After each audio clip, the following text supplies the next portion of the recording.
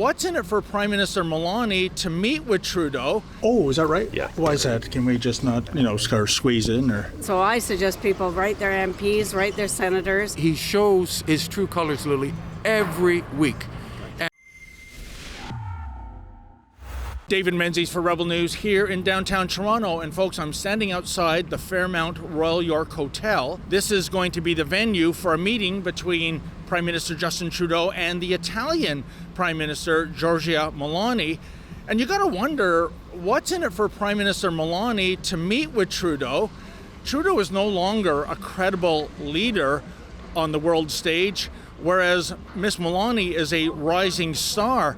As well, when they met last year, Meloni had to endure a lecture from our virtue signaling Prime Minister about LGBTQ, et cetera, rights. Canada is concerned about some of the positionings that Italy is taking in terms of the LGBT rights, but I look forward to talking with you about that. And that did not go over with her at all. So you really wonder what is in it for her. Now, I can tell you that there is a sizable demonstration to the south of me. I'm looking at some of the signs: Trudeau for treason, freedom is essential, jail time for Freeland, stop UN global invasion, no farmers, no food, no future. I wonder if Bill C-63, which was introduced in the House of Commons earlier this week, if that is ratified into law, will these kind of messages be considered hate speech? Will these Canadians be fined and placed under house arrest? If you're sick and tired of this draconian attitude, please go to our new petition, that's stopthecensorship.ca. That's stopthecensorship.ca.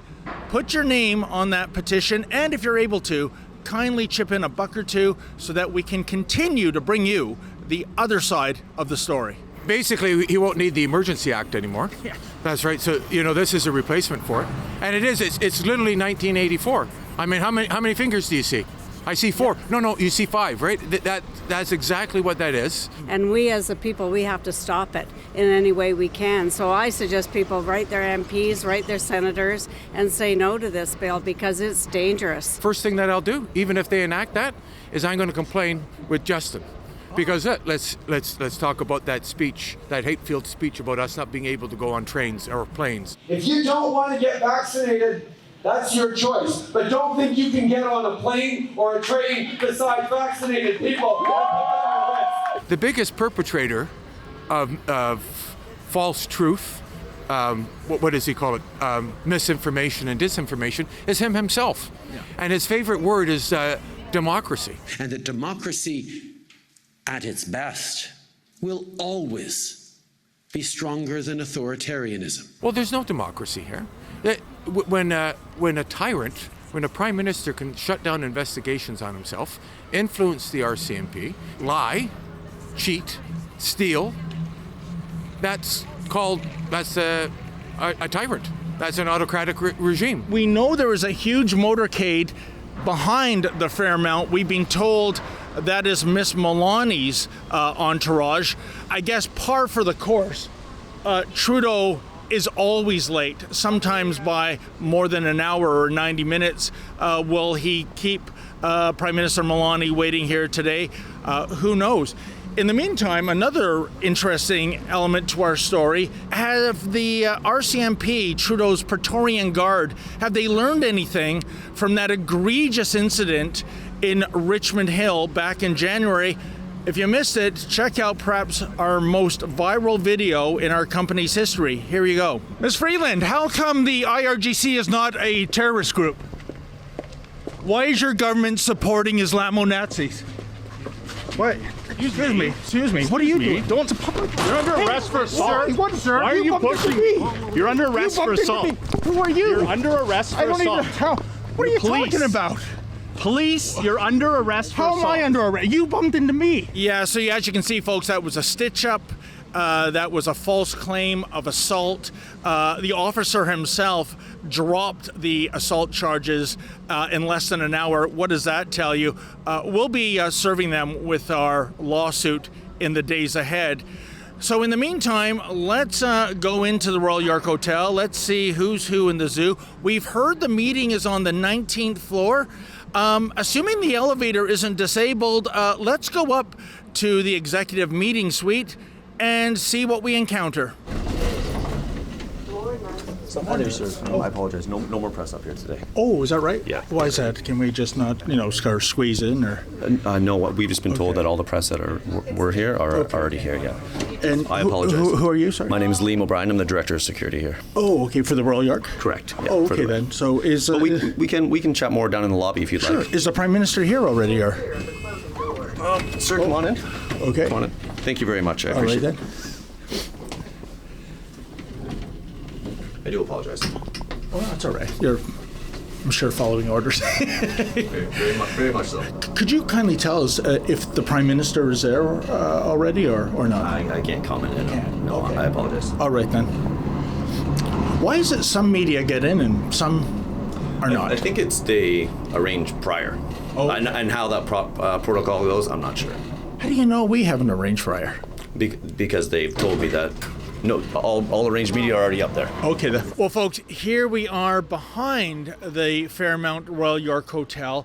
I'm almost certain this is the Prime Minister's motorcade. What gives it away, in addition to the de rigueur Chevy Suburbans and the Ford Expeditions, there's always this black Toyota Sienna minivan for some reason. Also, you'll notice none of them are electric. This vehicle, we've observed it for about 40 minutes. And, well, what do you know? It's the Christmas miracle. Once we came over to do our close here, the lady killed the engine because it has been idling all this time. So, all that, propaganda about going green and not idling your car and driving an EV vehicle or a plug-in hybrid. Oh, no. For Justin Trudeau, he goes with a full-size SUV with an 8-cylinder engine using that despicable fossil fuels. But in any event, we had heard the rumor they were going to do a working lunch. That's Trudeau and the Italian Prime Minister in Little Italy. I don't think that's going to happen because that lunch is scheduled for 10 minutes from now. In any event, I think the working lunch, which is closed to the media, is going to be taking place inside the Royal York. And it's too bad. If I had a question to ask Prime Minister Trudeau, it would be this. If Bill C-63 is ratified into law, are you, Mr. Prime Minister, concerned that you'll be charged? I mean, there's a lot of videos of you online wearing blackface. Doesn't get more racist than that.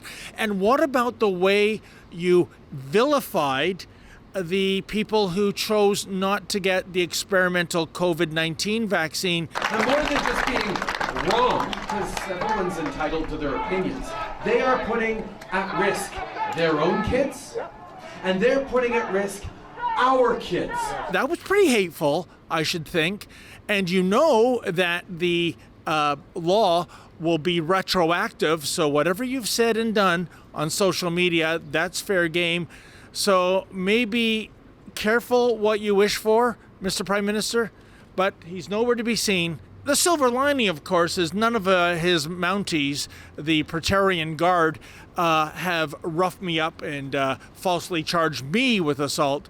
So we'll take that as a victory, and maybe we can scrum Justin Trudeau in the weeks and months ahead. It looks like since he's renewed his vows with Jagmeet Singh, this dynamic duo is here for a solid 18 months to come. I know, it's going to feel like an eternity.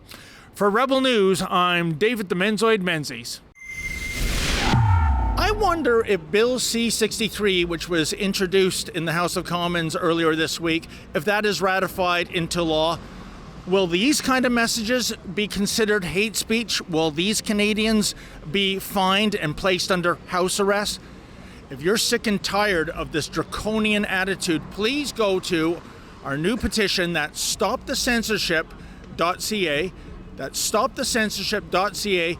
Put your name on that petition, and if you're able to, kindly chip in $1 or $2 so that we can continue to bring you the other side of the story.